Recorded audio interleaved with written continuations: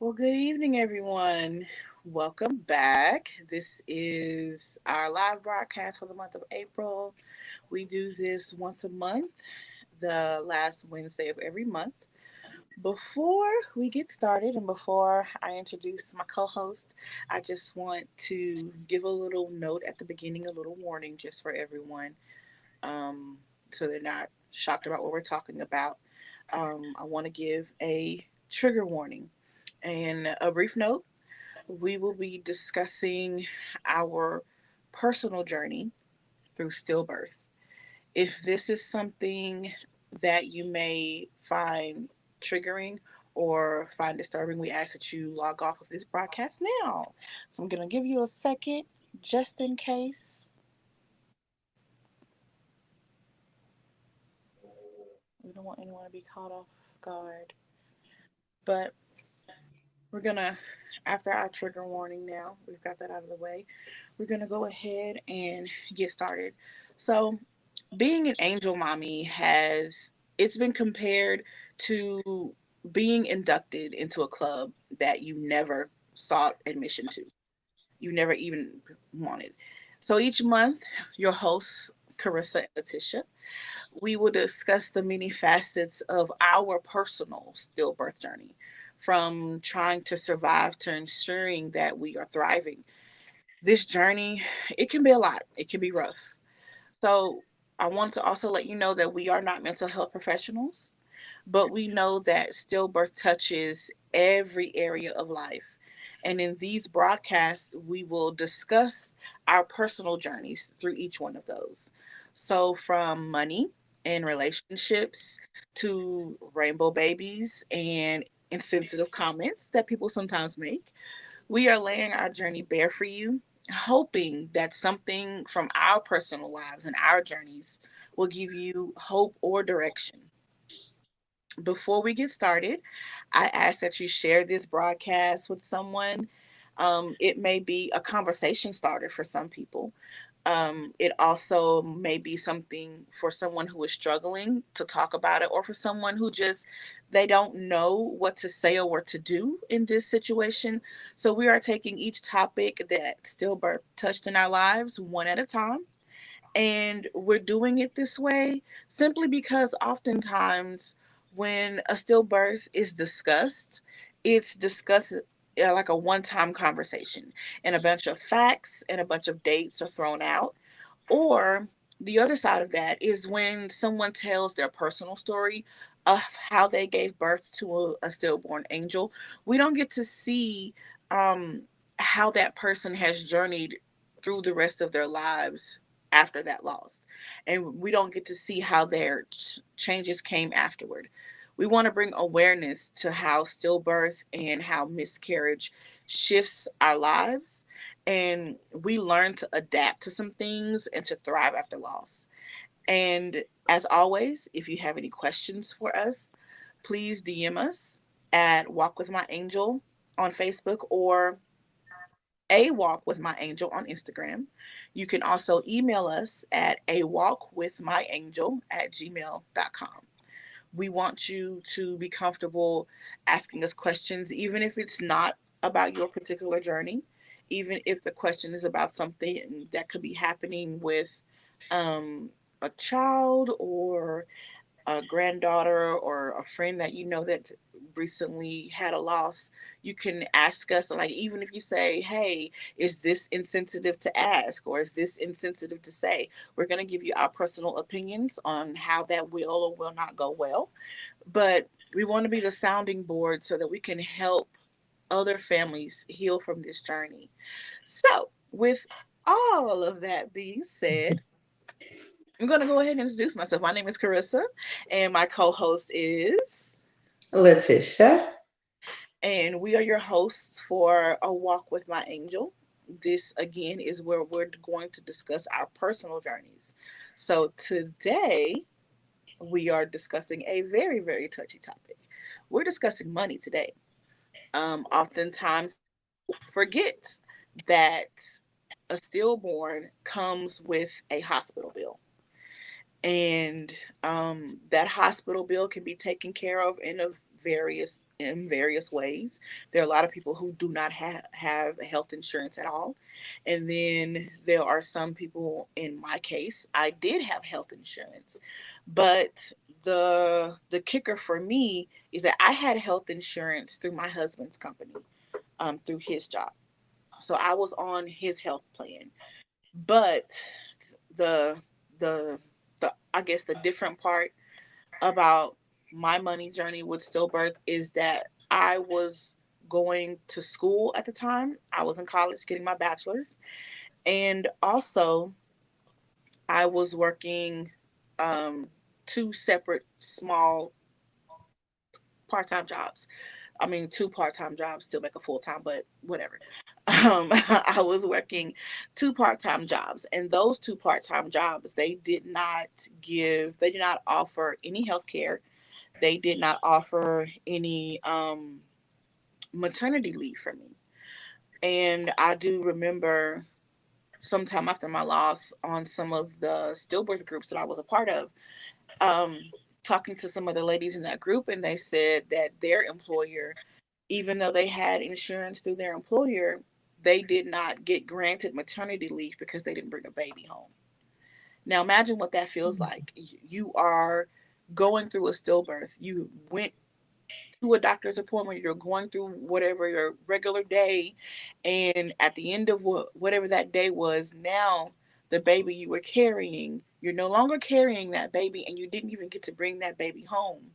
Not only that, now you don't even get paid time off from your job because they don't offer that, or they don't acknowledge that, because you didn't bring the baby home, so now you don't get maternity leave. Mhm. Granted, this was almost a decade ago, so I'm hoping certain companies have made changes to their rules and operations. Some of the HR departments, a lot of companies have made adjustments, but more companies have not made this adjustment. So Mhm. for me, I was working two particular jobs that, because I was part time for one of them, because I was part time, I was not even qualified to get that. Wasn't even qualified to get maternity leave at all. So in the I am in the group of, I don't even get that offered. Even if I did bring a live baby home, I still wouldn't have gotten maternity leave. I would have just been off of work with no pay. And for me, that's exactly what happened because of the type of jobs that I had. After I gave birth to Josiah in 2011, I came home to heal, and I wasn't being paid because I wasn't at work. And many people, not just women, they understand that if you're not at work, you don't get paid. And that money is needed for gas, it's needed for food, it's needed for rent, electricity, it's needed for a plethora of things. So for me to be off of work for an extensive amount of time, it wasn't an option for me. So for me, one job I took off for 2 weeks. So that's 2 weeks worth of no money. The other job I took off for one, I don't even think I took off a full week from that second job. And I came in, and they were loving, and they were careful with me, and they helped me because I'm a dance teacher. So they were helping me to still work and pay me, but I couldn't. I just had a baby. I just had a Mhm. baby. So I couldn't operate at the level that I was operating at, but they were gracious, and they gave me time, and they helped me in the classes to make sure that I could still teach my classes, but I was still taking the proper precautions because, again, I had just had Mhm. a whole Right. baby. And, you know, after having a baby, your body goes through a whole lot of changes, and your body has to Mhm. heal. And I couldn't afford it. We just couldn't afford it. I couldn't afford to be off for that amount of time. I couldn't afford to be off for, 3 to 6 weeks. I couldn't afford Mhm. that. So we were I talked to my boss, and I was like, okay, I want to come back because I need the paycheck. But um I need to take it easy for a while. And they were completely accommodating. But I do Mhm. realize that there are a lot of women who weren't in the position that I was in. Some of them, they knew that, hey, I can't be off for 6 weeks. I can't be off for 4 weeks with no pay. So I'm going to have to take these pills for the pain relief, strap on a whole bunch of pads, and we're just going to have to make this work. And Mhm. that is the truth for a lot of women. But I know yours is a little bit different. So, what happened with your money story? Well, with mine, I was able to take maternity leave. So I actually took maternity leave 2 weeks before I actually had her. So going into the new year after January the 1st, I didn't go back into work because I was on maternity leave. Okay. So, and because I was scheduled for to have a C-section, Mhm. um, was one of the reasons why I, could go ahead. My doctor went ahead and approved it. My job went ahead and approved it. So as far as financial, where my job was concerned, I was able to still be able to get my leave of absence for it. So in that situation, I was good financially that way. But of course, going back to work after maternity leave, where medical insurance wasn't being paid during maternity leave, they doubled that up out of my check. So I Wow. was getting half of my check, like the first, I believe the first 2 or 3 paychecks. I was only getting half a paycheck once I went back into work. As far as the maternity leave, I was good in that aspect. So, for Josiah, because of cost, um, Mhm. because this cost, it came out of nowhere. No one plans to have to bury their child. So, Mhm. we decided, my husband and I decided, after, I mean, after giving birth, and my son is in the room. He's in his little, I don't know what they call the little thing that they put the baby in, and the doctor and the social worker came in, and then they explained what we would have to do after that. So because it was considered a stillbirth, we had to do specific things. So it wasn't like a miscarriage where the hospital would take care of it, because it was stillbirth, and he was born at 26 weeks, and a stillbirth is considered a stillbirth if they are born um 20 to 22 weeks and after. So between after 20 weeks up to 40 weeks, whenever they're born, it's considered a stillbirth. So when it's considered a stillbirth, they said that now you have to, I forgot the exact word they used, but it was something like you have to funeralize your baby, or you have to get a funeral home or someone to come and take the body. And Mhm. that was like, I've helped plan funerals, but it was after they had passed away, and after Mhm. a funeral home had come and taken them, I helped plan the program, but I'd never ever had to go through the process of finding a funeral home. So in the hospital, my husband and I are having to have this discussion of, who do we get to come and pick up our baby. Mhm. That was a heavy conversation to have. It was a heavy Mhm. conversation, because it's like, first of all, I don't want anybody to come and get my baby. But what I want to do, what I Mhm. want to do is keep him like normal. What I wanted Mhm. to have had happen was to have a live baby, but that's not where we are right now. So we had to put our everyday financial hats on and say, what can we afford? And we Mhm. couldn't afford to bury him, and we chose to cremate our baby. One reason we chose to cremate, and again, this is my personal journey, it's my personal experience, it's what we decided as a family, and we decided that we wanted to cremate because what if we moved? What if we moved to another state or to another Mhm. city? We don't have any plans to do that at all, but what if we did? And Right. wouldn't be able to visit him.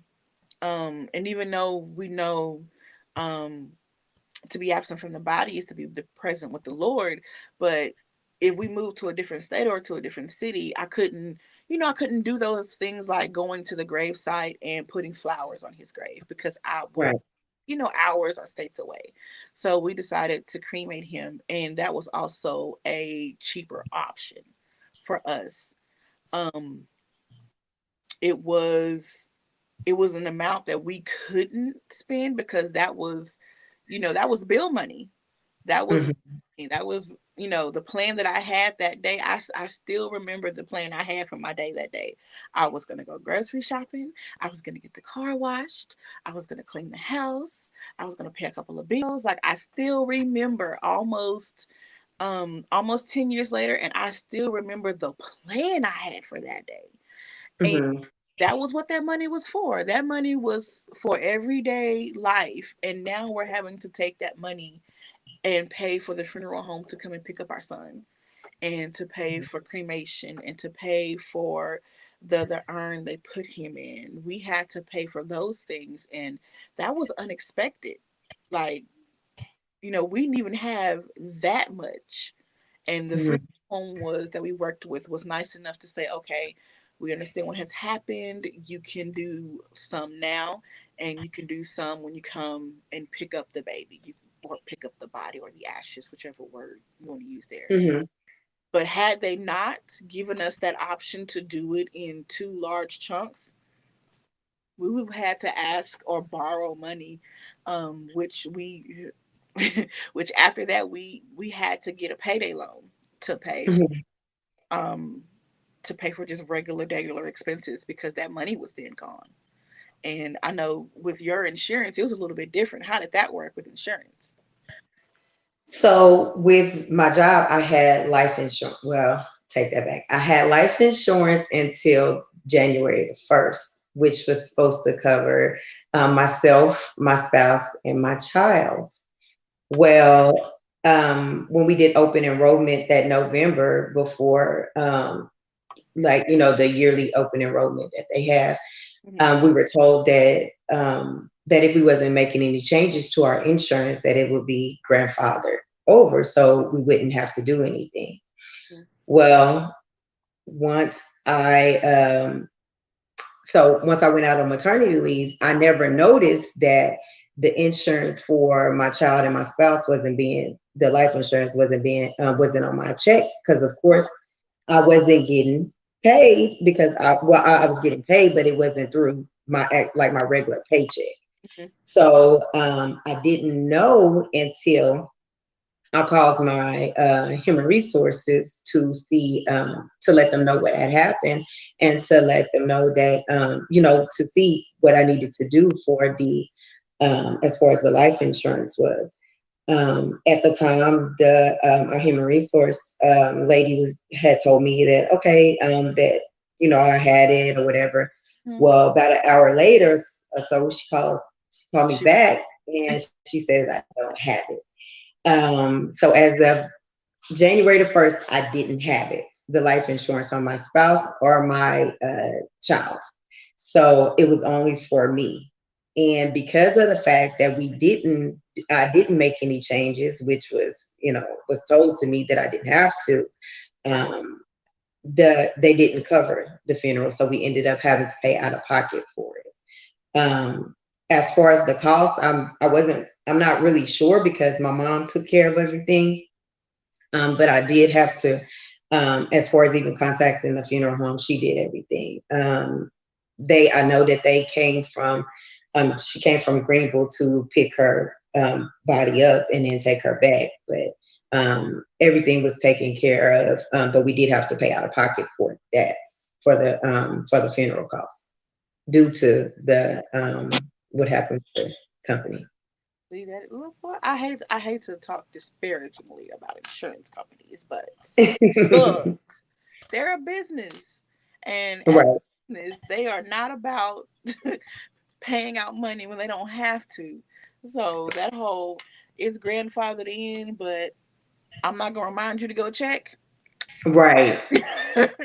Like, don't But forget. it was a life lesson because after that I made sure that I had insurance outside of my company. And see, I never thought about like I remember seeing those Gerber commercials about insurance, and because I never looked into it, I always thought it was health insurance for the baby. It never Hmm. dawned on me that they were promoting life insurance for, Hmm. and it never dawned on me that life insurance for your child was a necessity, because I thought, you get life insurance.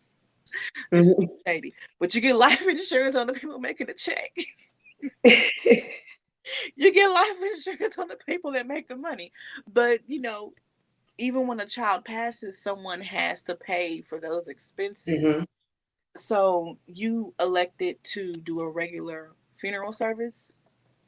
Yes, I did a regular funeral service. So we had now they didn't view the body or anything. It was only, to where I could see her and, my immediate family could see her. But after that, the day of the service, we didn't. No one else was able to see her. Just the immediate family before once they got her dressed. So we had a funeral service at the church because it was, of course, it was winter, so it was cold to have the graveside, and then we left the church and went to the graveside. So so how did you navigate the funeral? Like, did someone else, I guess you can say, handle the people coming in and going from the church to the graveside, or were you or your mom more um, instrumental in that part? The funeral home handled everything from the church. Everything else, my mom and my family handled everything else. So even the funeral program, the obituary. I didn't do any of that. My mom handled everything. So what we decided to do, we decided to hold a memorial service instead of having a full funeral. Um, Hmm. and the we ran into a problem because they told us that he would be cremated on one day, and Hmm. he wasn't cremated on that day. So by the time that he was actually cremated, we were able to pick up his body. We had already had the memorial service because we had already had, friends and family take off to come. And Hmm. we were like, we don't want them to have to reschedule because the funeral home is taking their precious time. And not only were they taking their precious time, but there was a good 3 day span where they could not find him. That part. Like, they could not find his body before cremation. Um, 3 days. how did that happen? Um, they didn't explain how it happened. My best guess was that because he was so small, they just misplaced him, is all that I could gather. Of course, that's not what they said because I could sue. So that's not what they said, but it took them 3 days because I called every day, Hmm. multiple times a day, and it took them 3 days. So I that was something I didn't have a clue that I'd ever have to navigate, and I'd ever have to be on the phone with somebody and say, "What do you mean you can't find my son?" That, Hmm. and trying not to be the angry black woman, but being extremely angry about this, Hmm. and and trying not to go all the way off, but go a little bit off so they understood I wasn't playing. You know, Uh-huh. that little gray area, that little gray area. But Hmm. by the time all of that was settled, we didn't want to reschedule because, like I said, people had planned to come and they had already taken off time off of work, and I just didn't want to. Even as the mom, the angel mom, I didn't want to inconvenience anyone, Hmm. so I didn't reschedule. But we had a balloon release. There's a place in Dallas called Prayer Mountain, and we went Hmm. there, and we had a very short service. Um, my husband said a few words. I said a few words. Some family and some friends they spoke, and it was something about having people who didn't have the one-on-one connection with the baby that I had. It it helped a lot to see that they cared, Mhm. to for them to come up and say, they were hoping to have these moments with my baby, or they were looking forward to this. To have those things said out loud, it really did. It helped me at the beginning. It helped me not to feel so alone. And it Mhm. helped me to feel a little bit more like, okay, maybe they do get how important this was, or how bad this really was. Um, did you on the program for Lakira? Did other people get up and speak? We had a whole service. We had someone sing. I think I believe one of my uncles did a prayer, and then my pastor actually did spoke. So it was like kind of like a whole service. A whole church service, honey. And it was like a lot of people there. Oh wow. See, So it wasn't anything small. It was a lot of people there. I was very particular. I Hmm. It's only this many people, and it wasn't a number that I was going for. It was the actual people that I was going for. I was like, hey, we some of some of Judah's family wanted to come, and I was like, I'm sorry, but a funeral is not the best place for me to meet you the first time. It's just not. I don't want to meet you I don't want to meet you the first time at my son's memorial. That is not where I want to meet you for the first time face to face. So y'all gonna have Right. y'all at. Sorry. I just don't want to do it. I don't want to fool with y'all. No offense. Right. I just but so we had to scramble up the money for the things that we used for the memorial. And granted, it was just balloons and some cards.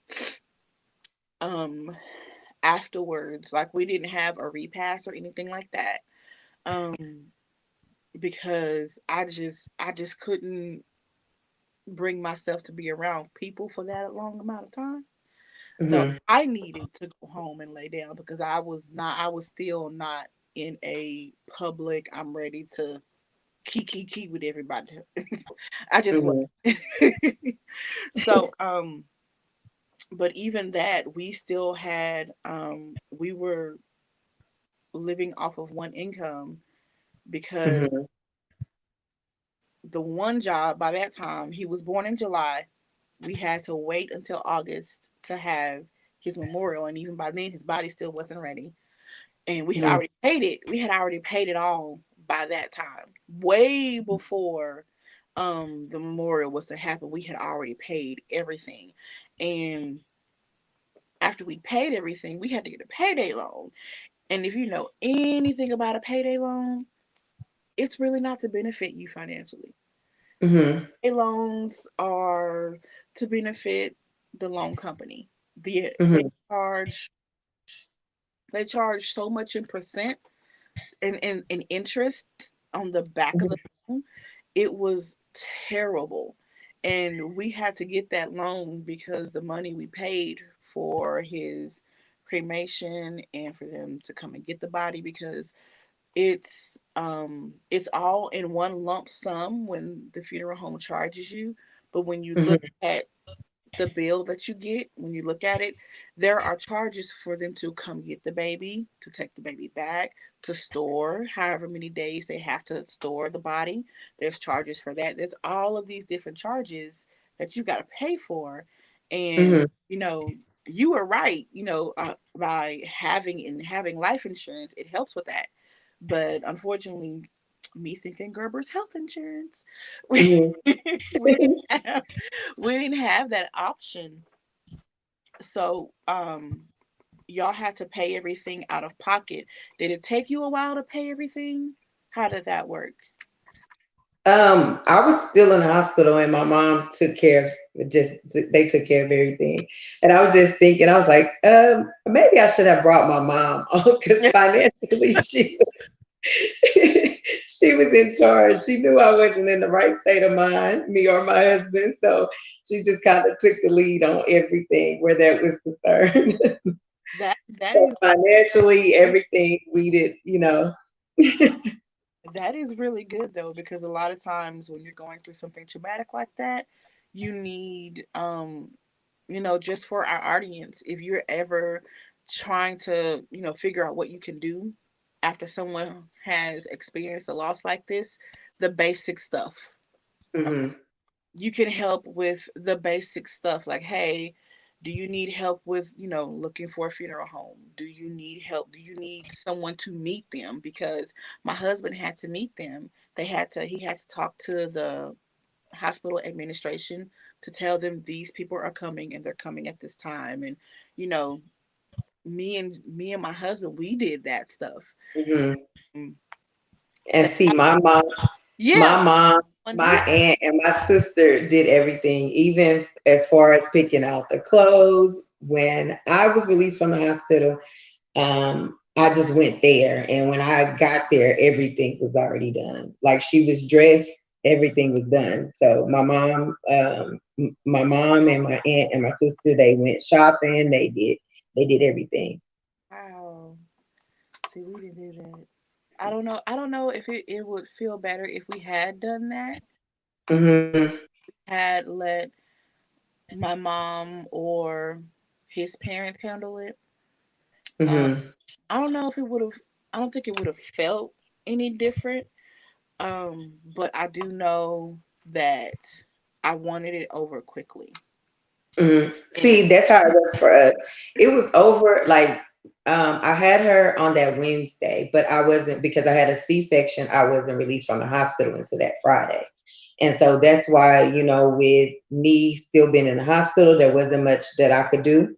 mhm. And then mentally, I wasn't prepared for that. So they took all of that off of our plates because of course, he was there at the hospital with me the whole time. So when they released me Friday afternoon from the hospital, we just came home, got clothes, and then we went to Greenville because that Saturday morning is when that we was able to have the service. They got that done quickly. I got it done quickly. Because for us, at first, we wanted to have the body with us when we had the memorial. So Hmm. that we waited a few weeks. And Hmm. then, because we waited a few weeks for them to cremate the body, by the time, so we had just scheduled it, said, okay, the first, I think it was a Thursday, the first Thursday in August, we're going to go ahead and have it. And Hmm.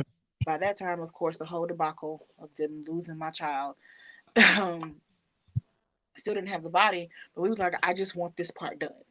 I just want Hmm. this part to be over. So let's not worry about having his ashes, because the plan was to spread some of the ashes at Prayer Mountain, but because we didn't have it, let's just nix that part and let's go ahead on with the service so we can at least get that part done, because it was like doing it did a number on me to have to wait that long. It was about I had him I had decided on a Wednesday, and because I had him naturally, I was released the next day. Like they didn't even keep me at all. Hmm.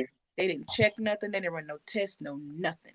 The following day, that following morning, I was being sent out the hospital. So once I got Hmm. home, I was like, I want this to be over quickly. And it still took about 5 weeks.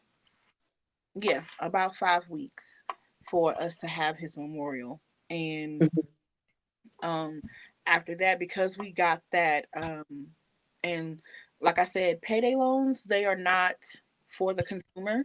And getting that Hmm. payday loan, it started a trickling down effect. Like Mhm. payday loans, so we have to pay the loan back plus interest. That's more money out of the checks. That is okay, but now we've gotten to this point. We paid that one loan off, but now guess what? It's time to pay the mortgage again, and we don't have the money because we have to pay that loan off. So now we got Mhm. another one because we were didn't want to ask for money. Didn't want. Mhm. Our mortgage ain't cheap, so Right. mortgage ain't cheap. But we didn't want to ask for money, so it's like, okay, let's get another one. And it turned into this rippling effect of pay it off, we need help, let's get another one. Pay it off, we need help, let's get another one. And it's this ripple Mhm. effect that it took us years to get off that roller coaster. It wasn't an every month thing, but every few months, um, especially when the doctor bills, when the hospital bill, the doctor Mhm. um, when those bills started coming in, because at the time we thought we had time to add, we couldn't add the baby to the health insurance plan until after he was born. So everything that was up until his birth, all of the IVs and everything like that, the insurance covered. But after that, we got massive hospital bills in the mail, and it took us. He was born in 2011. We didn't pay his delivery off until 2000. I want to say it was 16 or 17. Mhm. It took us 5 or 6 years to pay off his delivery after Mhm. I. So it's along with all of the other regular bills. Now we have to factor into our budget every month. We're gonna pay X amount of dollars towards his delivery, and we're gonna pay X amount of dollars towards the doctor because it was two separate bills. It was Mhm. the hospital bill and everything's included. It was the hospital bill, the stay in the room, and then the doctor bill that was actually present at my labor. She had her own fee, even though she didn't do nothing. The nurses did everything. That's why Mhm. nurses are the true superheroes because they do most of the work. The nurse Right. actually helped to. When I tell you, I literally saw the doctor standing like this the whole time, and then she stood back and she's just standing right here. I guess she was just waiting just in case something went wrong, but she was just Mhm. like this, just standing there. And I'm like, I gotta pay you to be in the room, really, sis? And, and see, with me, with the doctor, I had already paid my doctor fee. So, and because my doctor was the one who actually did the C-section and stuff, her fees was already paid. I do not remember about if we got hospital bills or what. I know I had already met deductibles and all that stuff by the time it was time for delivery. So I don't even remember the hospital bills and stuff. Yeah, it took But a while to pay that off. uh I was like, why? I was low key mad for a good minute. I was like, why huh. I gotta pay for a baby I didn't bring home? Hmm. Why I gotta pay all this money for a baby I don't get to raise? I don't understand. I don't like it. I'm gonna pay it because I don't want to get sued. But still, Uh I'm huh. paying all of this money for a baby I didn't even get to bring home, and that was a whole nother level of having to heal from, like the damage it did to our finances. It took a long time for us to recover um from having to, I mean, and it was just two extra bills. And two extra, Right. it doesn't sound like it's a lot, but when you are, I was in school, so I couldn't work a full-time job. I had two part-time jobs that Right. didn't pay very well. That didn't pay very well at all, just to put myself through school so I could Hmm. get my degree.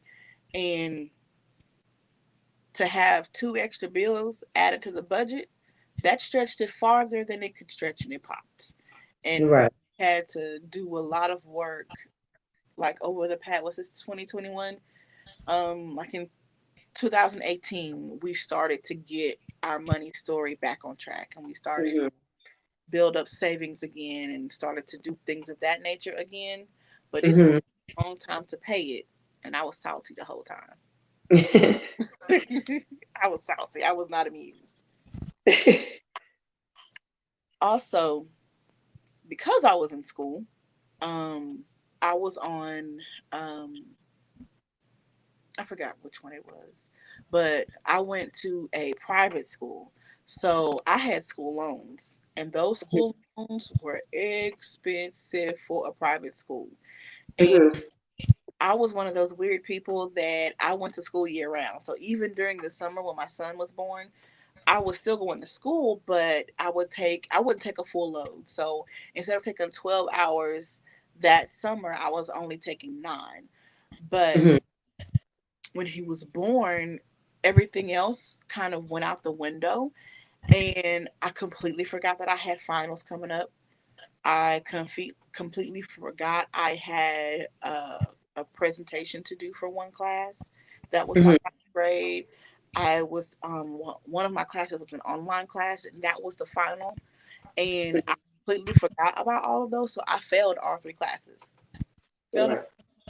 I tried to call and talk to the school and say, "Hey, this is what happened," and they were like, "Can't do nothing for you. You Mhm. take it."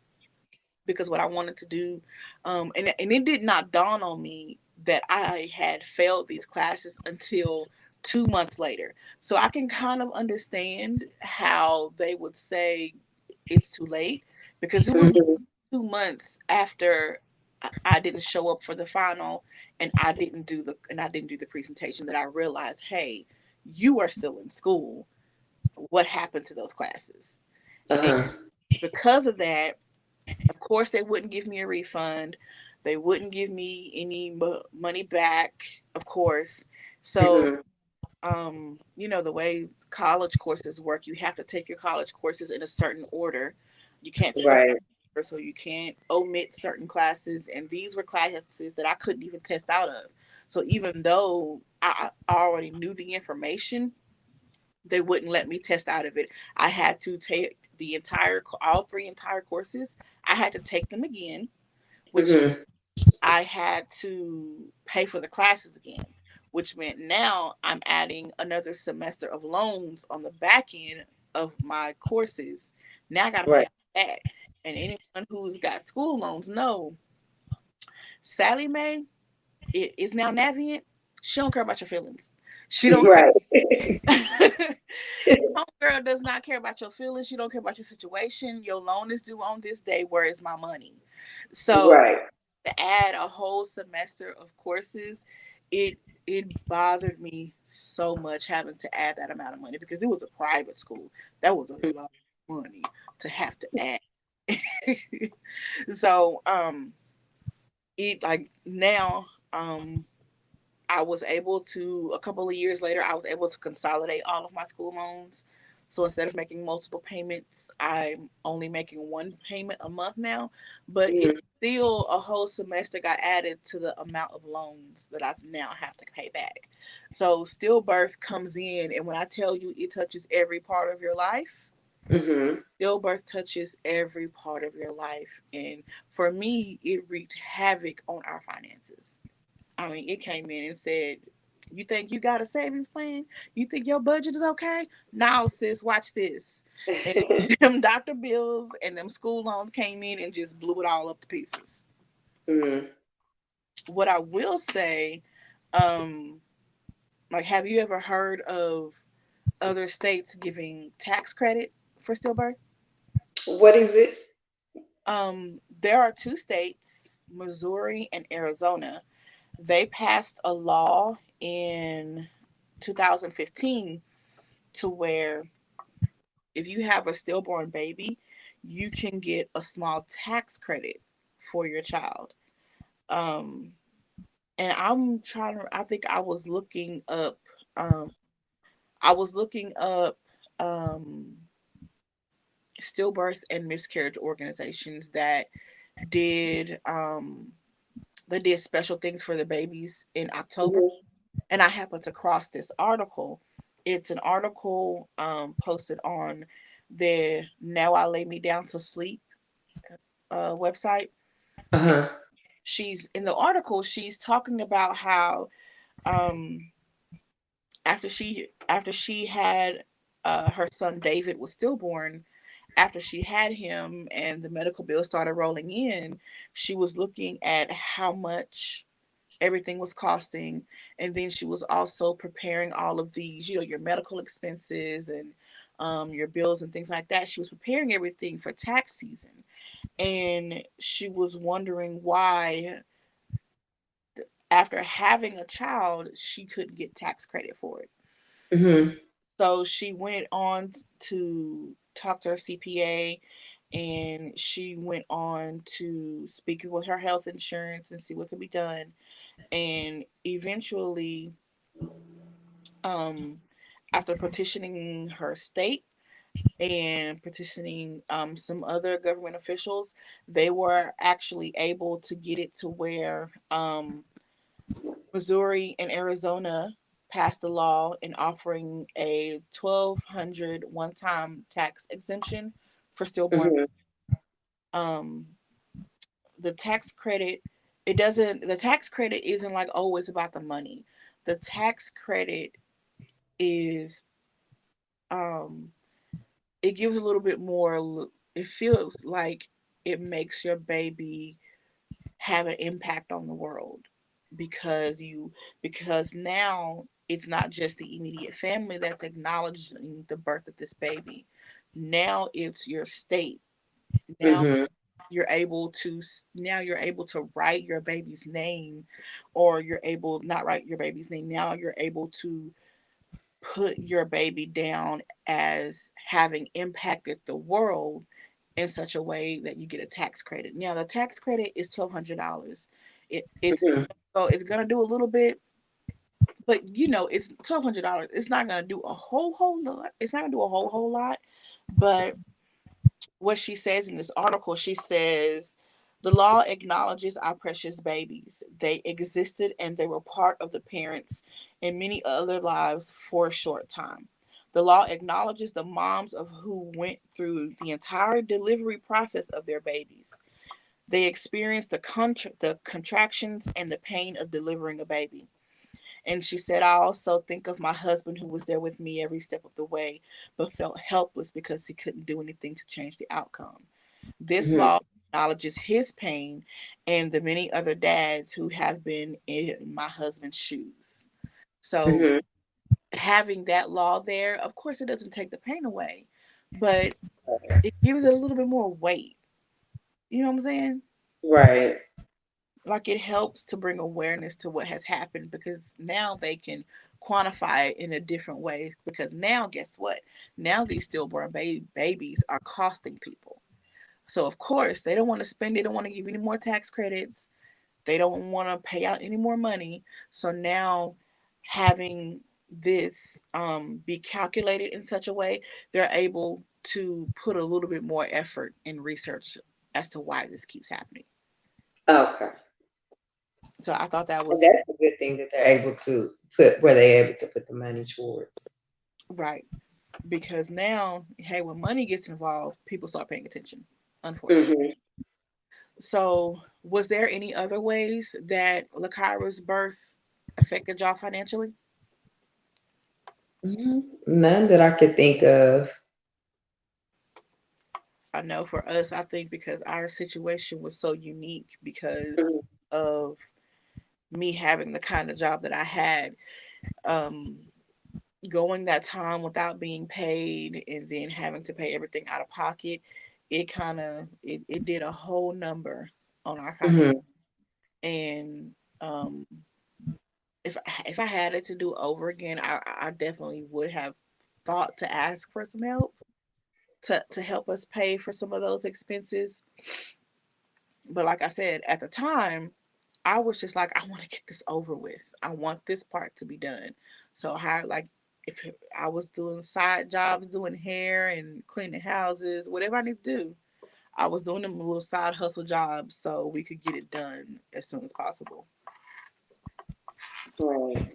But you know what we forgot to do this time? I forgot to ask you how you was doing. I'm sorry. How you doing, girl? I'm good. I'm good. I'm good. How you been doing? I'm good. I'm good. We are excited for school to be over in about 30 days. Yeah, I They forgot how many days my kids said. About 20 something days. They said school's gonna be over. we are getting ready to put them in a different school, so that's different. Mhm. I didn't expect to have to do that, but it's gonna be for the best to have them at a different school to be able to Okay. have the extra help that they need is beneficial. So I'm willing to I'll make it work. We're gonna make this work. But talking about what's coming up, we are making efforts to bring on other people who have gone through a stillbirth to talk about their journey. And we're actually in the process of creating the broadcast where our husbands will be on the broadcast with us and they'll get to talk about um, the stillbirth from their perspective, because we know that men and women, they process grief very differently. Mhm. That journey for them likely looks very different than it looks for us. So is your husband ready? Is he excited? Yes, he's Or ready. like they're shaking my head and they say, okay, okay. Well, my husband's ready as well. He was asking me a couple of weeks ago, so when is my turn? I'm like, oh, okay. All right, well, we're gonna get you on there, baby. Don't worry, don't rush me. Yeah, I told him, I said it's gonna be coming up. So I said you'll be prepared for it. I'll make sure you won't be as nervous. We might have to do a practice run or something. Right. But coming up, we are going to. Um, I'm not going to reveal who they are, but we do have some guests coming on to a walk with my angel. We're going to be talking about infertility and miscarriage. We're going to be getting some perspectives from other women that have gone through stillbirth and how they have navigated this journey from survival to thriving. And yeah, we're going to reach out. I think it's time for us to reach out and bring in some guests. As always, if you feel like you need some extra support, there are places like Talkspace and BetterHelp. They are an online professional counseling business. You don't even have to leave your home. Um, I was doing it for a while. Once a week, I had like clockwork. I had a video chat with my counselor once a week, even as about even almost 10 years later, I realized, okay, I am thriving, I'm doing much better, but having a professional to talk to, it won't hurt. It will not hurt. Um, Also, if you're on Facebook, look up a woman named Tanya Cunningham, the grief doctor. She walked through an infant death as well, and she is a great source for walking through and navigating from a professional standpoint. She is professionally licensed. She speaks all over the country. She's got two books out. Her recent book is called Grief Work. That book is that book is good. Very rarely do I have books where I still take notes, and that book had me taking notes. So I would encourage you to look up people like Tanya Cunningham in grief work to ensure that you are taking care of your mental health. Um, as always, you have anything else for us, Mr. Tisha? No, but except for where they can follow us at. They can follow on Facebook at Walk with My Angel and Instagram at A Walk with My Angel. That's slightly different. A Walk with My Angel wasn't available on Facebook, so I couldn't make a match. I'm sorry. Also, this is our second broadcast that we're broadcasting to our YouTube page, which is A Walk with My Angel, and we're going to be shooting these there as well. I'm gonna start at some point. Don't hold me to it. I don't know when it's gonna happen, but at some point, I'm going to be putting some of these snippets onto our Instagram page, so that people that are only Instagrammers, grammars, instas, so people who are only on that, they'll get to see a piece of our broadcast as well. Once again, we do broadcast once a month. the last Wednesday of every month. And we've got some special guests coming up. So I want you guys to stay tuned for those. Again, my name is Karissa, and my co host is. LaTisha. And we will see you, wonderful folks, in May. Oh, no! Hold on. No. Forgot. Yeah. Our annual walk with my angel that we do at a park. We normally do it the first Saturday in June. This year we're gonna do it the last Sunday in May. So what I'll do is I'll make sure I'll post this on all of our social medias. I'll make sure I get the word out that the date has been adjusted.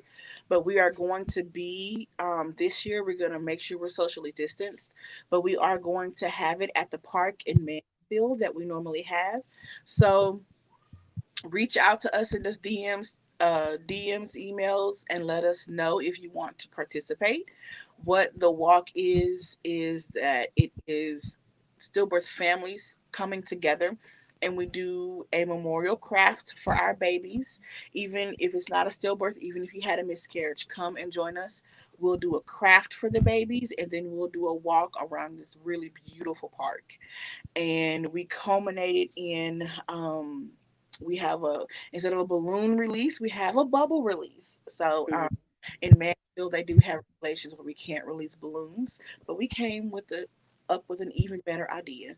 So we release bubbles for our babies. So And stay we tuned. have cupcakes. And we have cupcakes. We got sugar for y'all too.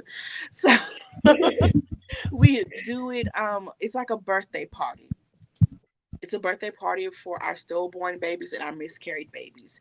It is really, we take this walk from the perspective of celebrating their lives and the impact that they had on us. So come join us May 30th. That sounds right. Yes, it's May 30th. Thank you. Sunday, May May 30th. 30th. Come join us on May 30th. Keep a lookout on our social medias, and you'll definitely see the flyer pop up often for the time, and we'll have the address for you. And you can DM us and let us know if you want us to add your baby to the festivities. And I'm gonna try this one more time. Thank you for joining us. We will see you guys May 30th at the walk. And if we don't see you at the walk, we will definitely see you the last Wednesday of May. Y'all have a wonderful evening. Good night. Good night.